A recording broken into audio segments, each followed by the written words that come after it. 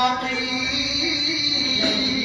যারা মুত্তাকিন হবে তাদের জন্য হেদায়েত, সমস্ত মানুষের জন্যই হেদায়েত, কিন্তু যারা মুমিন হবে, মুত্তাকিন হবে, আমানতু বিল্লাহি ওয়া মালাইকাতিহি ওয়া কুতুবিহি ওয়া রুসুলিহি। আল্লাহ সুবহানাহু ওয়া তাআলা মানে মুফাসসিরের ভিতরে বলে দিয়েছেন পাঁচ আর দুই কত? সাতটা জিনিসের প্রতি যে সমস্ত মুমিন বান্দা বান্দীরা ঈমান আনবে, যেই মানুষ ঈমান আনবে তার নাম আর মানুষ থাকবে না, তাকে আমার আল্লাহর ঘোষণা অনুযায়ী তার নাম হবে মুত্তাকিন, তার নাম হবে মুমিন, তার নাম হবে মুসলমান। আর এই সাত গুণে গুণান্বিত যেই মানুষ হবে না তার নাম হচ্ছে মানুষ। আমার আল্লাহ বলেন হুদাল লিন্নাস ওয়া বায়্যিনাতিন মিনাল হুদা ওয়াল ফুরকান। সত্য মিথ্যার পার্থক্য হলো আল্লাহ তাআলা আমাদের একটা গ্রন্থ দান করেছেন, যেই গ্রন্থ দ্বারা সাদরে গ্রহণ করব, আল্লাহর প্রতি ঈমান আনবো, আল্লাহর কিতাবের প্রতি ঈমান আনবো।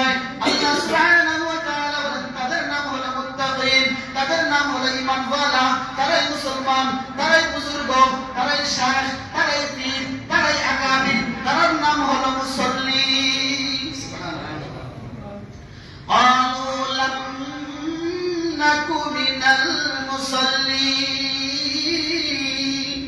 জাহান্নামীরা বলবে হে হে তোমার আওলাদ, তোমরা তো জমিনে তোমরা নামাজ পড়তে, রোজা রাখতে, হজ করতে, যাকাত দিতে, আজকে আমাদের সাথে জাহান্নামে কেন এসেছো? বেঈমান কাফির কুফার গুলো মুসলমানদেরকে ঘুটা দিবে, হে আজকে আমরা বলে জাহান্নামে কেন? তখন ওই সমস্ত ব্যক্তিবর্গগুলো বলবেন, তারা বলবেন লাম নাকু মিনাল মুসাল্লিন, আমরা মুসল্লি ছিলাম না, আমরা মুসল্লি ছিলাম না, আমরা নামাজ পড়তাম না, রোজা রাখতাম না, কিতাবের প্রতি বিশ্বাস স্থাপন করতাম না, আমরা এই কারণে আল্লাহ তাআলা আমাদের রাগান্বিত হইয়া আল্লাহ তাআলা আমাদের জাহান্নামে নিক্ষেপ করছে। এখন আপনারা বুঝে থাকলে বলেন, মুত্তাকিন যারা তারা কি নামাজ ছেড়ে দেয় না নামাজ পড়ে? নামাজ পড়ুক নানি, রোজা, হজ, যাকাত, মানে আল্লাহর যত বিধিবিধান আছে সমস্ত বিধিবিধানগুলো মানে কে? মুত্তাকিরা। মুত্তাকিন যারা। মুনাফিকে মানেনি, জি না। ইহুদি মানেনি, জি না।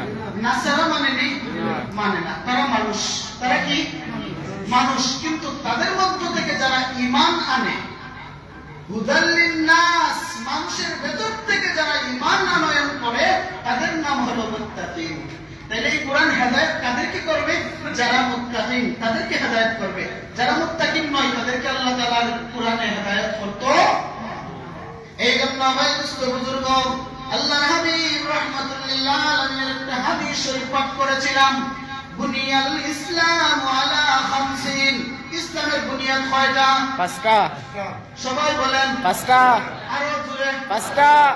ইসলামের ভিত্তি কয়টা? ও দোস্ত, ইসলামের ভিত্তি, ইসলামের বুনিয়াদ হলো পাঁচটা। বুনিয়াল ইসলাম আলা খামসিন মানে পাঁচটা। কালিমা, নামাজ, রোজা, হজ, যাকাত, কয়টা হইলো? পাঁচটা। কালিমা, নামাজ, রোজা, হজ, যাকাত, কয়টা হইলো? শাহাদাতি আল্লাহ ইলাহা ইল্লাল্লাহ। মুমিন তো ওই ব্যক্তির নাম, এই পাঁচটা গুণে গুণান্বিত হবে, পাঁচ জিনিসের প্রতি ঈমান আনবে। এর মধ্যে সর্বপ্রথম হলো আশহাদু আল্লা ইলাহা ইল্লাল্লাহ, আমি সাক্ষ্য প্রদান করলাম আল্লাহ ছাড়া আর কোনো মাবুদ নাই। এই মুমিন, তার নাম মুত্তাকিন। এই কোরআন কাকে হেদায়েত করবে?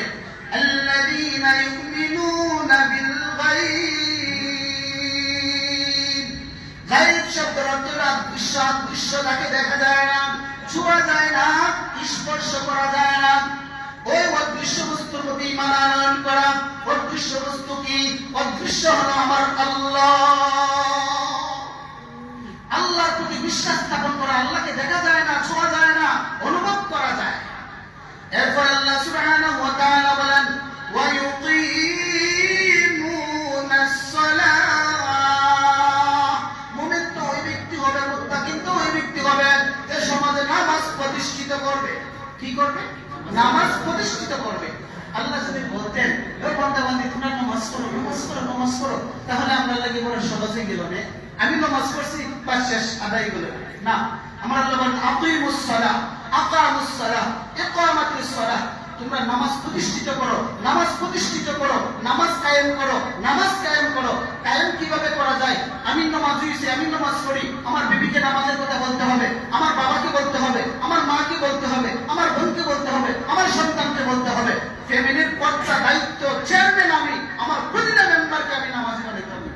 এটা আমার দায়িত্ব, এটা আমার ইমানি দায়িত্ব। যদি আপনি মুমিন হন, আর মুমিন না হলে তা আমার বলতে সারা করো, সমস্যা নাই, আমি তো নামাজ পড়ি, আমি তো হাফেজ সাহেব, আমি তো ইমাম সাহেব, আমি তো মুয়াজ্জিন সাহেব, আমি তো মুসল্লি সাহেব, আমি তো মুতাল্লি সাহেব, আমি তো মসজিদের সভাপতি সাহেব। না, দুনিয়ার জমিন আপনি হতে পারেন, কিন্তু আল্লাহর কাছে আপনি মুসল্লি সাহেব নন, আপনার কাছে আপনি ইমাম সাহেব নন।